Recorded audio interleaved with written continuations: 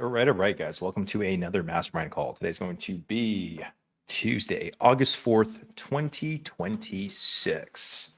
We are ready to get August started, guys. All right. So, that being said, if you guys notice, we changed platforms. We're testing this out to make sure, see what works better for some individuals. And from the turnout, it's sounding like I'm thinking you guys are going to want YouTube hosted more because it's a little easier to watch, especially if you have the YouTube app or, if you're on your iPad or things like that. So we'll test this out for this week. And if we get enough feedback, we'll stick to it. If not, we have the other providers we can switch to, just making it as easy as possible and scaling this. So with that being said, what I want to cover today, really simple, is going to be hiring virtual team members. Okay. And when I say virtual team members, they're actually real humans, just to be clear. Okay. I get this question all the time regarding AI. But basically, what it says, like remote employees, remote team members, where you can decide to say, hey, you know what?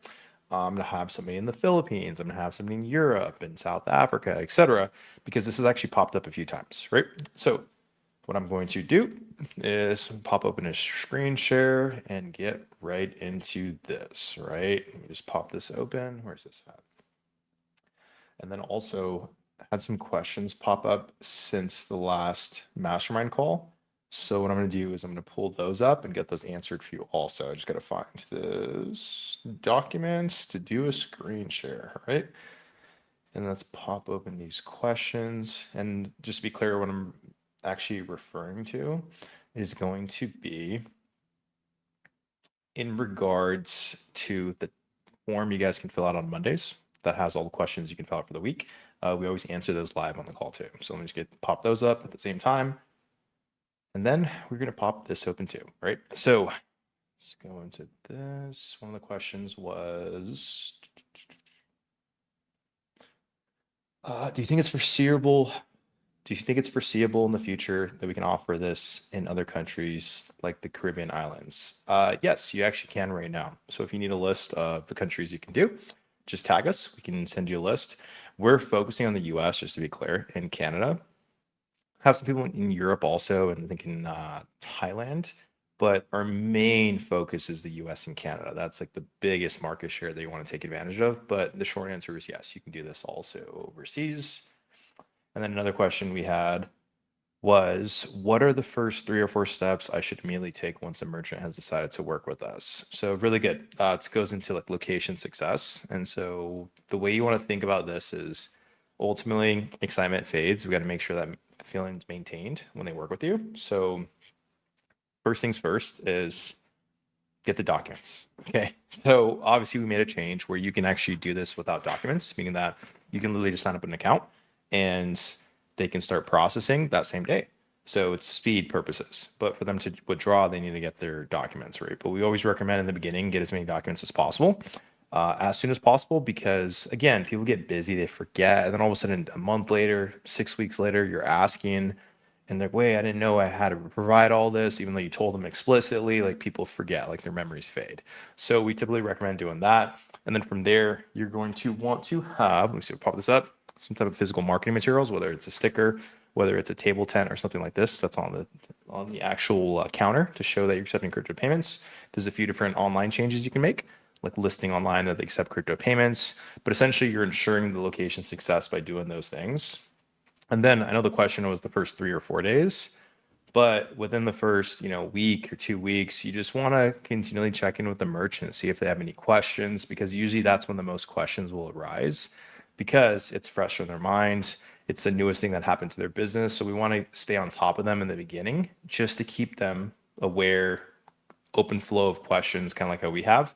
And then from there, the communication cycles tend to slow down. And we went over this on a training also, right? So let me pop this open. I have a lot of documents and I opened way too many tabs, guys. I apologize. I had this ready, but I'm like, wow, I'm seeing all these different tabs over here. So this is more about team building, but what we're going to do? We're just going to pop this open and we'll do it separately. No problem. So let me get this open, new documents. And then while I'm doing that, it's going to be remote team building, right? So the reason why I bring this up is because Most aren't at this stage, but it is something that you quickly approach. Okay. And so what ends up happening is you start having more volume. And this happens to me all the time. Okay. So it happens in spikes where in the beginning, it's like a diesel engine, if anybody remembers, or a lawnmower, right? Where you used to have to like crank it and try to get that engine going. It's like a lot of repetitions. You're like, man, what the heck? But once that motor starts and the blade starts spinning, just like the choke, where, obviously there's a throttle on the lawnmower and you can, provide it some more fuel or less fuel, or if it's carbureted, oxygen or less oxygen. It's the same thing with business. All of a sudden, you have these spikes that happen. So, great example. You're starting this business, you've secured your first account. Awesome. Then you're like, you know what? Let me have another conversation with somebody. Then we secure account number 2. Then you say, hey, you know what? I know this other guy securing account number 3. We provide you some. You're at 5 all of a sudden. You're like, whoa, okay, cool. We got 5 accounts up and running. And then what ends up happening is you talk to one business owner and they say, you know what? I'm not interested whatsoever. And you're like, okay. But what do you mean? I actually have this group. We meet once a week, once a month, every the first Sunday. And it's all pretty new business owners. It's all around the community. Like, okay, cool. If you want to bring up what you mentioned, it's like, okay, cool. You meet up, get on Zoom, and they say, hey, I'm bringing on Chris, Jeff, Jessica, whatever. He's talking about this new digital payment thing. I'm not sure what he's talking about. You have a conversation, and all of a sudden, 20 business owners want to work with you. Okay, and you're like, whoa. So then, business number 16, who decided they want to work with you, says, hey, does this work with X, Y, and Z industry? I'm like, well, yeah, it does. Okay, cool. I'm going to forward you an email, and this person has like 100 locations.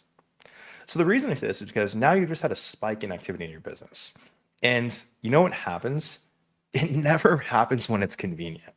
At that moment, you are moving. You are sick. You're going to have a new baby born. Like everything is happening at once. You're like, are you kidding me right now? I had 8 months in the year. I was doing absolutely nothing. I was waking up at 4 p.m., going to sleep at 10 p.m. And the 1 week is when all this happens. So I say this because that's when it happens when you're looking to, bring on team members, and it's always controlled chaos. That's just business. And if you've been in business for a little while, you know what I'm talking about. So what I want to do is cover this now because you don't think that you need it, but when you do, you're actually going to realize the benefit. Okay. So I'm going to share this screen. And then if I do pop open that other one in the meantime, I will see if I can share that, but we're going to go from scratch, right? So real simply put, this is what we look for when we're looking to start team members. So the first thing that this is almost like a mini COO lesson also. So you can take it as this, okay? So the first thing that I'm looking for, let me switch my keyboard over. The first thing I'm looking for is going to be the specific task that this person is going to take, okay?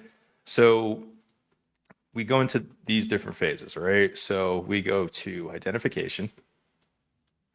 And then I'm going to keep it as simple as possible. So I'm going to use like COO executive terms, preparation. And then growth or maintenance, because these are really simple terms. Okay. So these are essentially the phases before you start bringing on new team members. And this applies for everything, guys. This applies for absolutely everything. Whether you have a business right now and you're looking to scale, whether you have anything else, it doesn't matter. Okay. So when we're doing this, we first want to identify like what it is they're going to do, who is that specific person, and then like what success looks like. Okay. So when we're in the identification phase, just move this over. So pop this. We are looking for a few things. Okay. So when it comes down to identification, we want to define what the specific roles, responsibilities the person, I'll put an S at the end, will take over. Okay. And then we want to do who. So what does the best candidate look like? And then we look at when, so specific timeline, or I call it like a drop dead time if you're in the military. They need to be fully ramped up. And then we want to have, so we have what, who, when, And then, yes, simple. Okay. So the saying that you kind of want to remember is, got this from another mentor in the past, is like, is this a growth opportunity for someone else? Okay. This is how you determine whether you should outsource something. Okay. So it's a really small detail, but it becomes a big deal. Okay. Now, I say this because ultimately you have to remember that, hey, that person that is going to take over that role, well, they end up being what? An integral part of your business. So if they're not the best fit, you're going to run into problems. Okay. Now, with that being said, when I'm looking for team members, there's a few more aspects I'm going to cover also here, but I just want to make this really surface level because the first hire you're going to have for your business is going to be the most important because you're at like this sweet spot. I call it like the danger zone, meaning that like you're just doing just enough but you're not where you want to be. And so that person kind of influences you. And if you may not have the confidence to brush off those influences, which comes later, because obviously I've hired, fired, managed hundreds of team members across the world, in person, remote, any position you can think of. And what ends up happening is that team member that you bring on, and I keep noticing, I keep saying team member, not employee, because they're part of your team. They're not just an employee, it's not Walmart. So they're part of your team, they're handling a certain aspect. That person influences you. So you have to watch out. That's why I say there's like certain like soft skills you look for because their doubts, their concerns, their complaints, their attitude, whether positive or negative, can negatively affect you. So you have to understand that that first hire, you have to be very sensitive. It's like your first boyfriend or girlfriend. I don't know. Because if you don't have that confidence to say, hey, you know what, you're wrong and I'm right, what ends up happening is they bring their baggage and they will end up causing you to doubt yourself. And then all of a sudden, your business starts to fluster, right? So right now, we're talking about more remote employees, usually like virtual assistants. So when it comes down to it, there is more like a dime a dozen with these people. But when you start hiring more and more people, especially executives, people that are like very integral in your business, especially as you start growing, you'll start seeing this matters more and more and more. Right now, at the moment, trust me, you're going to pay somebody $700 a month, maybe. Awesome. But once you start paying 5, 6, 10, 15, 20, 30, $50,000 a month, you start realizing like, wait a second, like I really need to have the right fit around me. Okay. So when I'm determining whether something should be outsourced, I look at this right here. I say, hey, is this a growth opportunity for someone else? Because in the beginning stages of your business right now, you're doing more action, more quantitative action, meaning like you're like, hey, doing more and more and more and more. But as you start growing, what ends up happening, you start realizing, hey, I shouldn't be exhausted all the time. I should not be drinking like energy drinks 24/7. Like this needs to be somebody else doing this so I can think of how the business should operate, not every single thing about the business. So once you've determined it's something, we usually determine something very specific. Okay. It's a specific role or responsibility. And what I like to do is I like to just brain dump. Okay. So what that looks like is, just to be clear, when I say what,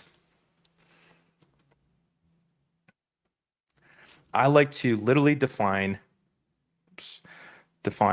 everything in bullet points. All right.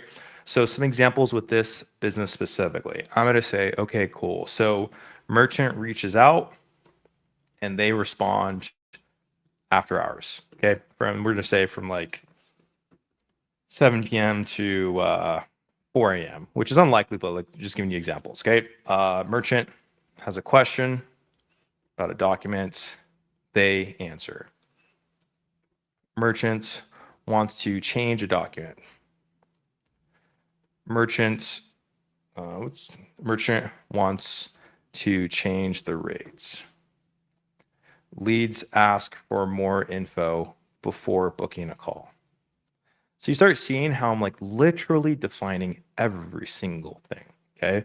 So I say this because you need to be absolutely clear. And this is how we build our SOP. This is how you build your process. Because one time, what ends up happening is you might use AI, and AI is going to give you just generic advice. It's not good whatsoever. And I've used like some of the most expensive language learning models, and it's still just generic because all they're doing is just pulling information from YouTube, from Reddit, from everywhere, right? So what ends up happening is they're just pulling together all this random stuff and trying to give you a suggestion, which has no education behind it. That's the equivalent of, hey, you have a sucking chest wound, you have a traumatic injury going on, and I say, okay, cool, let me ask AI, and it goes to 50 different videos of like cats being hurt and like horses, and then like people that have like asthma, and saying, okay, cool. Well, usually the respiratory system does X, Y, and Z. And you're like, wait a second, like, do I put pressure on the wound or not?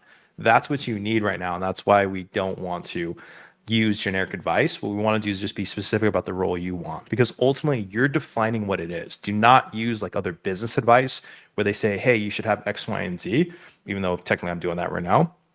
The best way to do it is just to specifically define what it is you want, and that's the role, what it is. Because we get so caught up in titles. Because what ends up happening is, like, you say, hey, I'm going to be in charge of this, and you have this preconceived notion in your head, but that's not the case. So what you're doing is you're defining the role, and it can be whatever title you want it to be. It doesn't matter. But what happens is you get so used to other businesses, other employment where they have standardized titles. We don't want to think that way. We want to say, hey, what is the biggest constraint? What is the biggest issue with my business right now? Like, what do I need the most help with? What is going to be a growth opportunity for somebody else? And then we want to define those into roles, and then you can call it whatever you want after. Okay. So this by far is going to be the most important aspect. Okay. This is going to be the most important aspect. Most people overlook this because they think, hey, I'm going to hire somebody and they're going to solve my problems. But the only thing they're going to solve is the money burning a hole in your pocket, and nothing's going to get done. So all you're going to see is your bank account has a little less capital in it, and you have a new person that just left soon. Okay. So we want to define what these specific roles are. Okay. And then this goes into the who aspect. Okay. So when I say who, right, we're not talking about owls, but when I say who, what I'm talking about is like you have to define who that person is. Okay. So what does that person look like? So who does that person? So we have typically character traits, we have work ethic, we have reporting, we have independence. I'll call it independence, like basically how many decisions they can have on their own, but it's typically something along the lines of this, okay? Because when it comes down to it, the way you want to think about this is this person is going to be communicating with you daily, weekly, monthly, sometimes multiple times a day. So you got to say like, hey, what does good look like? Okay. So a lot of times we want to overlook this, and it's not like PC to say, but you got to work with people you like. I'm just letting you know right now. We tend to think, because especially if you're an employee, you think, oh, I'm just used to just ignoring everybody. Well, you're not in that role anymore. So like you have to like the people you work with, especially in this type of industry. If you just have a grocery store and you're just hiring random people, okay, cool. If you have a dumpster business, whatever. But in this business where we're actively talking to business owners, we're marketing, etc., you have to like the people you work with. That's just the hard reality. Okay. So typically what ends up happening is they start ending up being like character traits like yourself, right? Because ultimately, like you're driving the culture of the company. But we have to define like, hey, how much availability do they have? Are they married? Are they not married, etc.?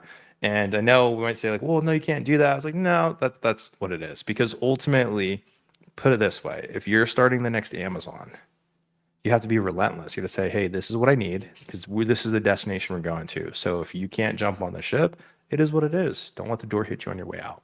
So that's the way you want to operate, especially with virtual and remote team members, is because let's just be realistic. The whole world is connected with the internet.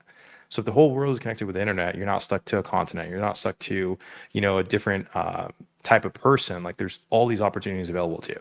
So we want to be clear and define who that person is. Okay. And then from there, we need to have when. Okay. So this is going to be one of the harder parts, because we want to proactively look at these roles. Okay.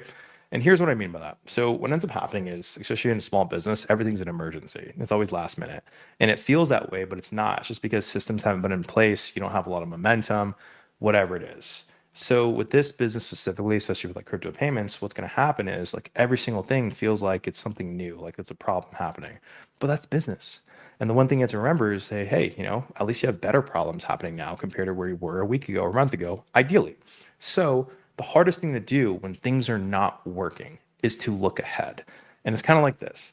Imagine like your boat has capsized and the water's cold, piercing cold water just penetrated your stomach. Like you're just shivering.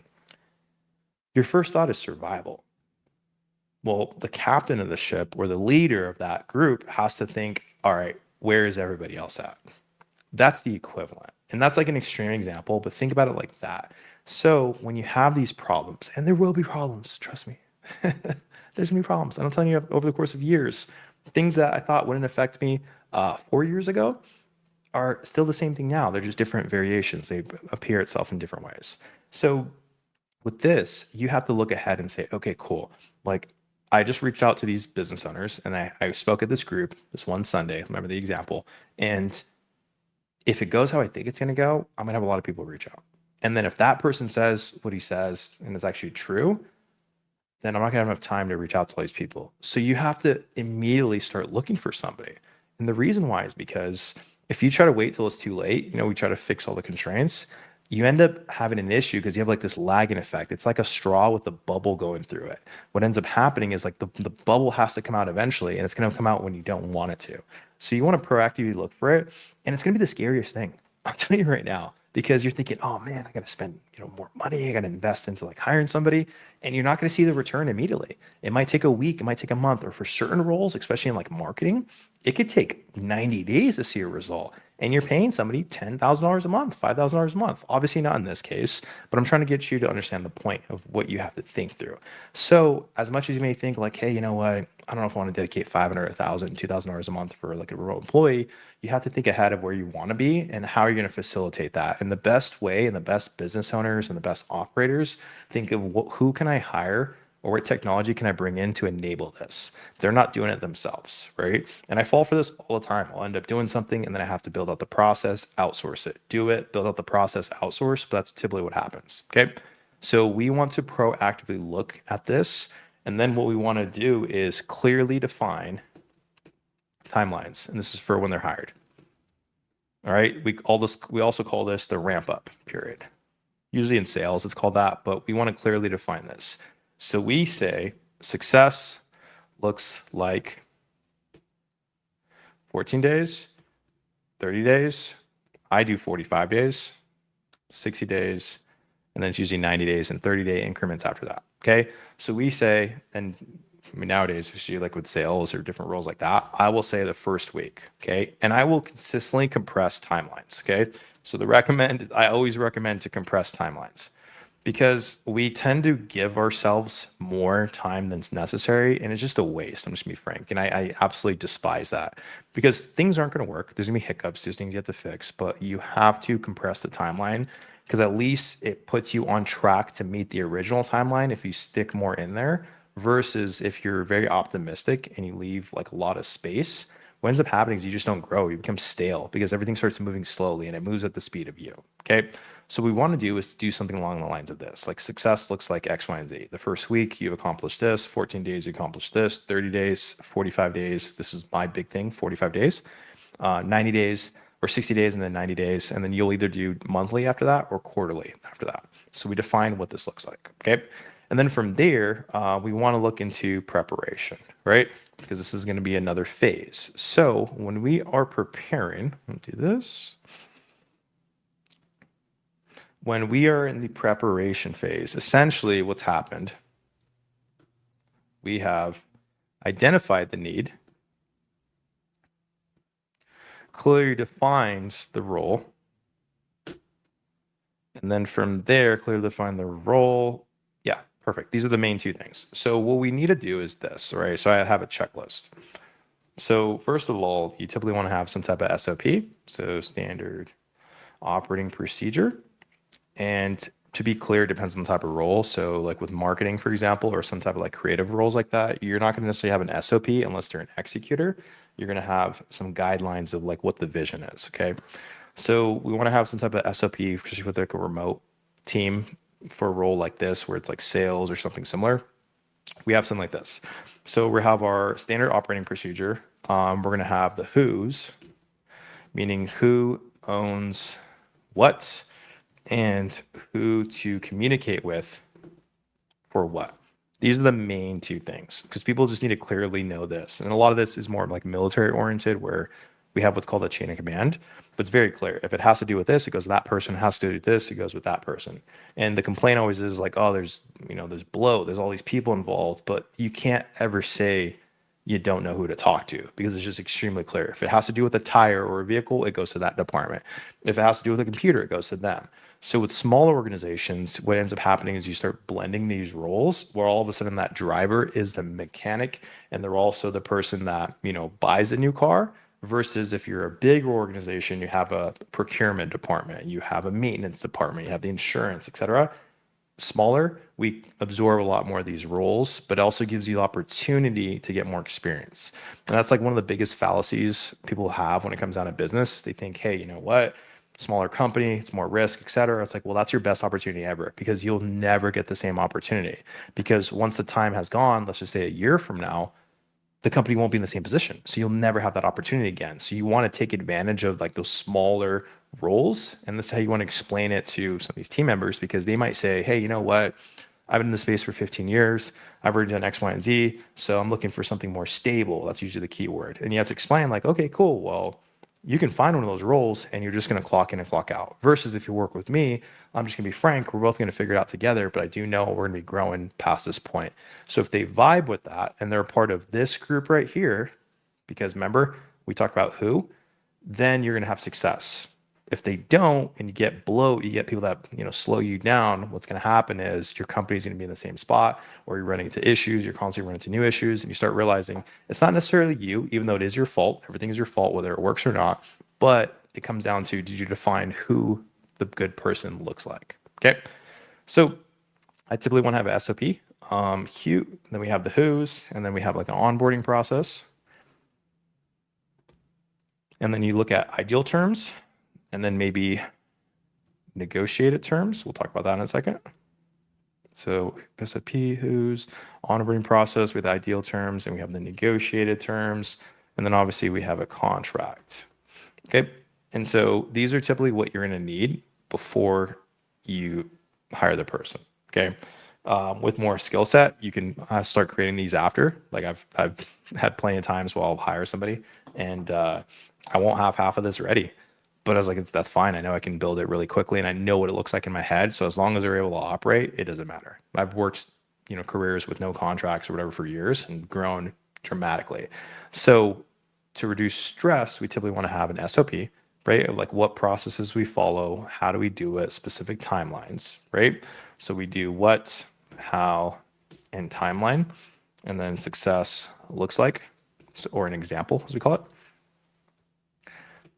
And then from there, we want to have who. So basically say, hey, this is obviously a part of the SOP, but it's like, hey, who's in charge of that, which is either the job description. And then we want to have who do we communicate with, especially as you start getting bigger. You say, hey, if it has anything to do with this, don't talk to me, talk to that person. If it doesn't have to do with this and you don't know, then you do this. So this is also known as the in case of, right? We use this more in, tactical, we're like more military, where we say, hey, in case of X, Y, and Z, this is the next person in charge, etc. But it works in business also. Okay. So once we have this ready, right, we got into the preparation phase, then it just comes down to execution, right? So when I say execution, what I'm referring to is actually really simple, is like actually looking for the people. And I'm going to say this, it's simple, not easy. Okay. So we usually want to have multiple sources of applicants. All right. We want to have a standardized process and then use technology.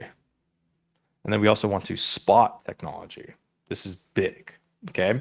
So multiple sources of applicants. Now for remote employees, we're usually going to go to specific hiring boards.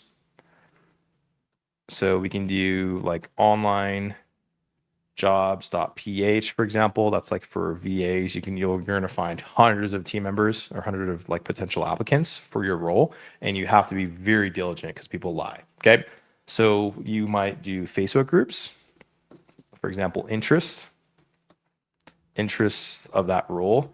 For example, Ghostwriter fan club, right? So what would happen there? Well, what ends up happening is we say, hey, I'm looking for somebody to write content that sounds like me. Who are those people? They're usually ghostwriters. So I'm going to go to different Facebook groups that have ghostwriters, and I'm going to post a job post and say, hey, I'm looking for this, because that's where they congregate. And it's kind of like if you're looking for somebody to play basketball with, you probably should go to the gym or go to a store that sells basketballs. Like that's where they're going to be at, right? So we want to do things like this. So we have Facebook groups, we have hiring boards, and then we have short-term employment boards. So think of, we have Upwork. The main two are going to be Upwork and Fiverr. And then the important note for this is we usually transition to hire them directly, which is going to be against terms of service, but it is what it is, right? So we might hire them there first, pay them directly, and then say, hey, you want to work with me directly? Cool, I'm going to pay you a salary, okay? So we have these Facebook groups, hiring boards, and the short-term employment boards. These are going to be the main three. And then from there, what we could do is you can run ads. So for me specifically, I run ads for teams. So you're gonna have to pay for this. It's not what I recommend initially, but I'm at that scale now where I actively run ads. Like I'll have a full budget for advertising and I'll literally post a job. So this is where the technology comes in. I say, hey, you know what? I can go on LinkedIn, I can go on all these places, or I could just literally put it in everybody's face, and that one person, it's going to find them. They're say, whoa, these people are hiring. They go to your website. They say, this is something I want to work with. And then all of a sudden you find your dream team member like that way. But these are some options too. And then we want to have a standardized process. So we're going to say something along the lines that we'll have some type of intake form. And then from there, we have, it's a 1 or 2 call interview, depending on the severity of the role. I typically recommend 2 interviews, because the first interview, you feel great, like, oh, this person's perfect, but they're also presenting the best version of themselves. So what we want to do is take a second to breathe, think of questions, and then have that second interview, and then you're really going to determine if they work or not, right? So 1 or 2 call interview. We want to have dedicated time. And then we want to have a structure for the interview. And then clearly defined rubric. So you don't want to get caught up in emotions and say, oh, I love this guy or I love this gal. She's so great. I want to work with them. That's the fastest way to figure out, man, you're spending a lot of money for no reason. So standardized process. So with me, whenever I'm going to bring people on nowadays, and I just literally had this happen today, is I'll have an intake form and I'll say, hey, like, you need to review X, Y, and Z. Like, they have to fill in this. That's rule number 1. And if they don't fill it out completely, I literally just delete their application. You're not worth my time, right? So that's the first thing, because again, the best version of themselves pops up in the interview. So if they have, to be frank, a shitty version of themselves on the interview with you, they're only going to get worse. So just get rid of them. Trust me, you're not going to offend anybody. Life goes on. So you'll want to have some type of form that they can fill out. You can use Jotform, for example. That's an example for free. They all have free versions, or Typeform. And then essentially they're going to fill out pre-filled questions. And if they don't answer those questions correctly or the way you want, don't waste your time interviewing them. So you save time. So that'll screen a lot of people. Then we determine if we're going to do 1 or 2 call interviews. I typically recommend 2, especially if you're newer to recruiting. So the first interview would just go over, obviously, their resume, go over their questions answered, go over basics of the job just to make sure it's even a fit. And then from there, you'll have a deeper interview, because you want to screen away from the small things that keep you from hiring them first. Then once you get that done, then you move on into saying, okay, cool, let's talk about how this could work for you. So the way you want to think about this is we have number 1, which is if, and number 2 is going to be how for the interviews, okay? It's like, if you were to work with us, if, and then it says, hey, this is how, which leads to questions also, but it's like, hey, this is how it works here. So it's more deeper. We don't want to waste time with this. If we have really simple questions that are answered, we say, yeah, you're absolutely not a fit. Okay, you can't work Saturdays. I need you on Saturday. It is what it is. Or you say, hey, oh, you can only work 2 hours every other day. This is a full-time position. So we don't waste time with these versus, hey, if you can't give your team or your current job 2 weeks notice, do you still want to work with us? No, I don't. Okay, cool. Nothing else to talk about. Then from there, we want to have dedicated times. So one of the rookie mistakes I used to make all the time is I'd just be available all the time. Ever again, I have strict hours. I'm like, you meet during this time or you don't. Because let's be realistic. If you want to work with this company or your company and they can't make any exceptions or any adjustments within reason, don't Obviously don't do anything like at midnight or like 2 a.m. on a Saturday or on Christmas. Or like if you're not willing to, have an interview on Christmas, you don't want to work with me. That's a great way to screen if that's how your organization runs, but you got to be realistic. Okay. So we want to have dedicated times to save yourself time. So you might say, hey, every Monday and Friday, or it's going to be Monday through Friday from like 9 a.m. to 1 p.m. But don't go throughout the whole day and doing this because number one, you're going to get burnt out. You're going to get frustrated because people aren't going to show up. They're going to show up late. And you're like, wait a second, I just adjusted my whole day for you. Do not do that. You're going to save yourself some time. And then from there, you want to have a structure for the interview. So this goes the exact same way as this. Essentially, what ends up happening is you want to say, okay, cool. So I'm going to hire this person, but what are the negative things that I need to get out of the way first? If they say X, Y, and Z, because we've clearly defined that, when we've clearly defined it, if they say X, Y, and Z, they will not work with me. And you get those out of the way.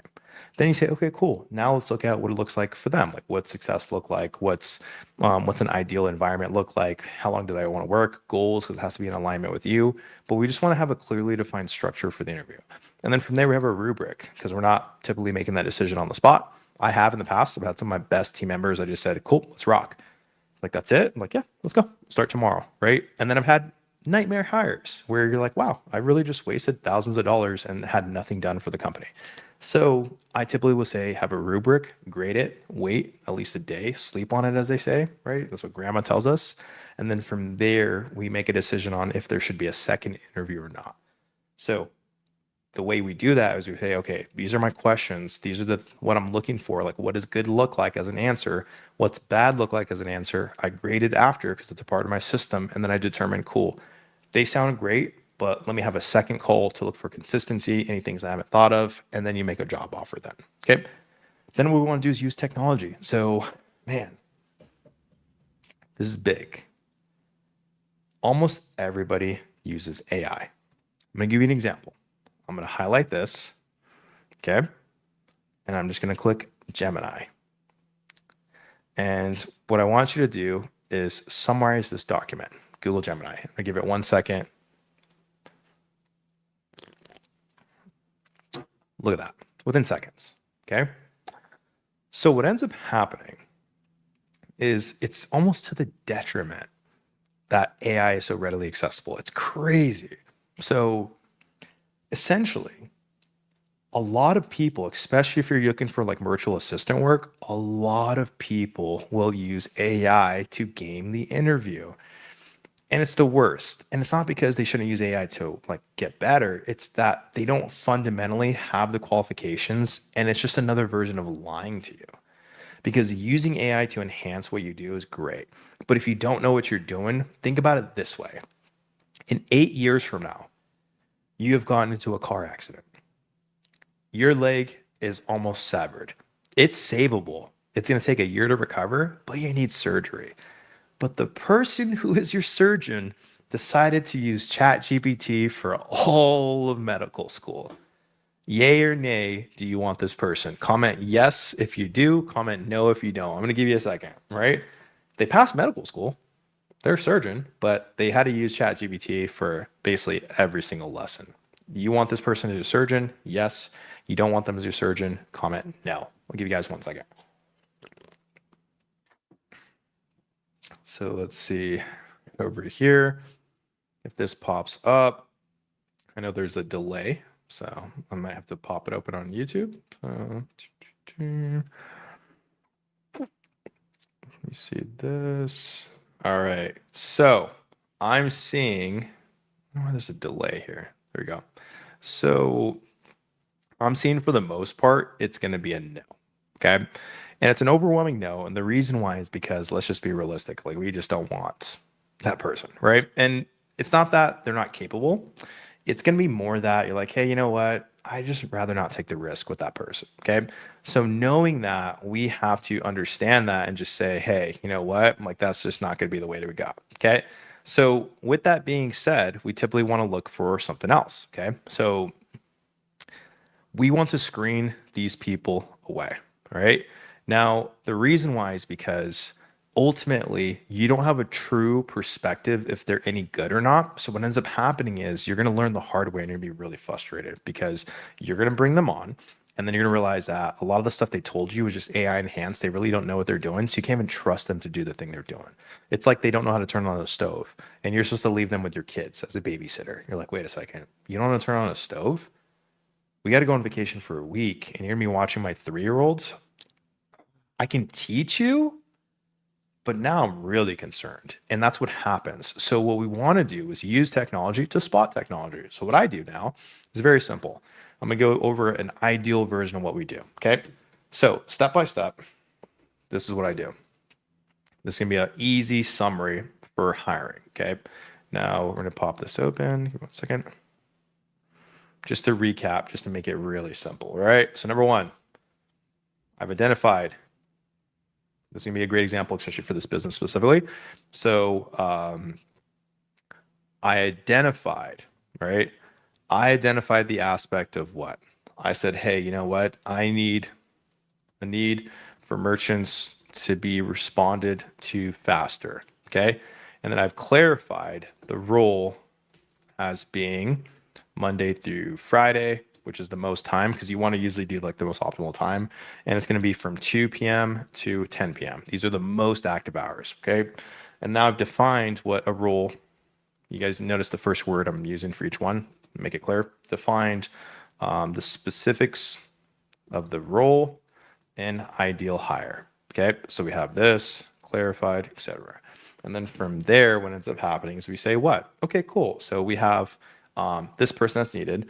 And then I've determined where I will source them. Okay. I'm going to use, for the example, online jobs. I'm not associated with this company whatsoever, but this is a readily accessible one with like 50,000 people. Okay.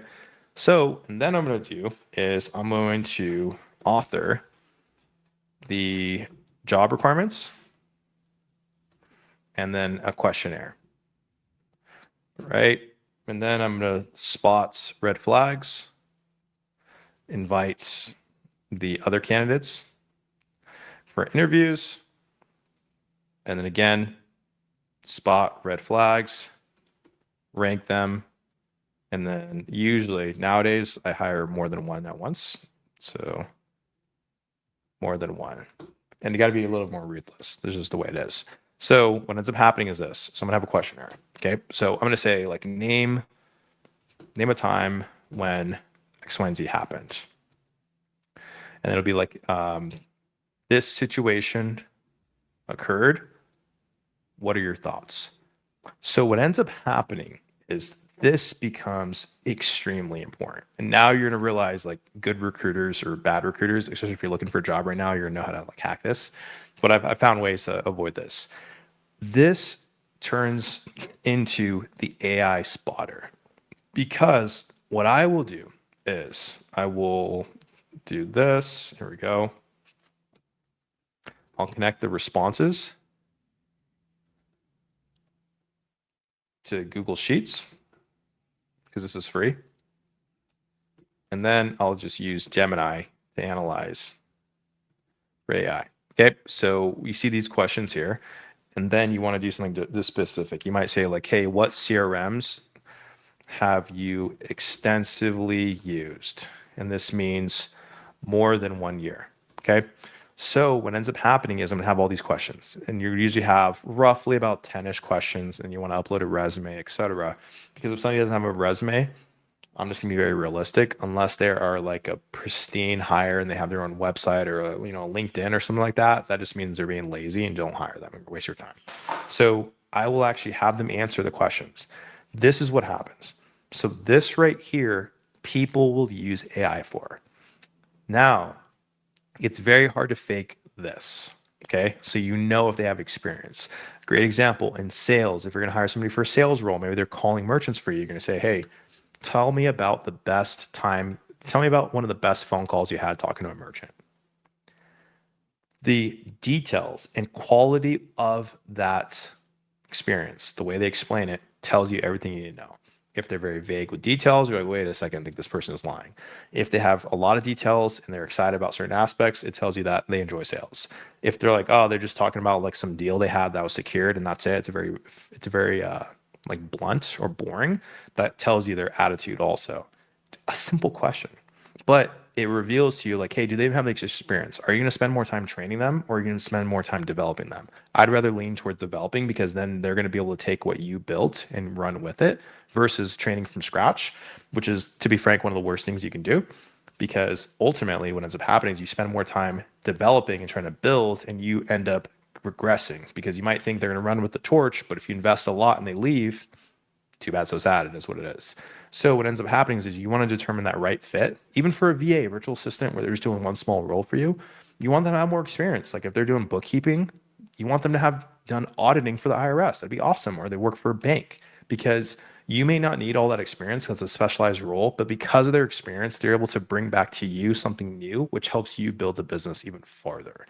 So we want to do things like this, and we want to spot AI. This is one of the most important things, because number one, it's just them lying to you, just to be frank. That means they're just lying to you. They're overstating their experience. They're going to waste your time. And they're basically saying, hey, give me free money. Okay. So we want to do that. But number two is that you want to know that they have the foundational excellence, because when they use AI for the role, which everyone will, they're going to be even better. You get the equivalent of 2 to 3 times the team member. But if they don't, and they're just lying in the beginning, you're going to run into bigger problems long term, and you'll be really frustrated. So I look to avoid for that. And then from there, obviously connect these to Google Sheets, really simple. You can do something like this, where you literally just go to Gemini and you say, hey, tell me about how much does this look like AI? Now, remember, I literally just typed this in front of you guys, but let's see what Gemini says. We're gonna scroll down. Based on the context you've selected, it does not look like it was written by AI. In fact, it has several hallmarks of a very human, practical, and in the trenches document. Specific tactical context, brutalist formatting, right? 7D, 14D, like 14 days. Unique tone, human nature. So think about that for a second, right? Because I just showed you live that I just typed this and I did it. It's easy to spot the AI. As much as people think, all you have to do is write a good enough broad question. They're like, there's no way you know this unless you had this experience. And then they answer it right, because, you know, AI went into the deep archives of like some help document for some Fortune 500 company. And you're like, hey man, did you ever go to this school? Like, no, why? It's like, well, how did you know that? That's only from that school. And it's like, and you just saved yourself weeks of pain versus, 10 minutes on an interview. So I like to do that. And then from there, once we get rid of the red flags, we typically want to have, the candidates. And then from there, we want to rank them. We determine who they are, and then we just go from there. So it's a really simple process. I know this seems kind of complicated, because obviously there's different phases, because obviously the growth maintenance phase is a whole nother training, because you want to develop, provide more training, all that good stuff. But ultimately, what ends up happening is firing becomes a waste of time. You don't want to get rid of people. It's the worst thing ever. So I like to do as much on the front end to screen away from people, because what ends up happening is when they leave, they end up causing, if you built out the company properly, it doesn't matter, but they end up taking you like a step back. And it's kind of like you're trying to climb this hill and it's really muddy. And you take one step and you slide back the equivalent of 5 steps. So to avoid that, we want to do a little more work ahead of time, put more cleats on, put some, jagged edges on the bottom of our shoes. So you continue to have momentum, because you're going to keep getting hit with mud. Let's just be realistic. This business, extremely simple. You're working with merchants, getting crypto payments, extremely simple. But what ends up happening is what? Things happen. Emergencies happen. You have to travel. You have a family issue, maybe your job that you're still working, or your other business. So we want to set our foundation correctly, hire the right person to help us grow this, because the worst case scenario is the person doesn't help. They become we call it an energy drain. And then what ends up happening is you get rid of them later, a month or 2 months later, and you just wasted 60 days of your life you'll never get back. So take advantage, use this document that I just said to kind of go through, like, if you want to hire somebody, define who that person is.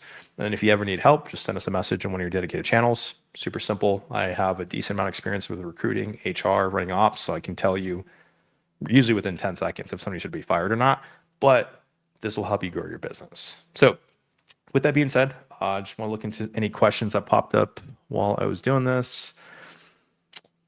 So I'm seeing, Joanna, should we send a friend to some locations ahead of time to buy things and then ask if they accept crypto sort of prime? I love that. Very unique. So you can do stuff like that. Uber has a pretty good story. You can look into that also, how they kind of prime the market for things. And this is, it's really big in industries where you kind of prime the market. So, I mean, let's just put it this way.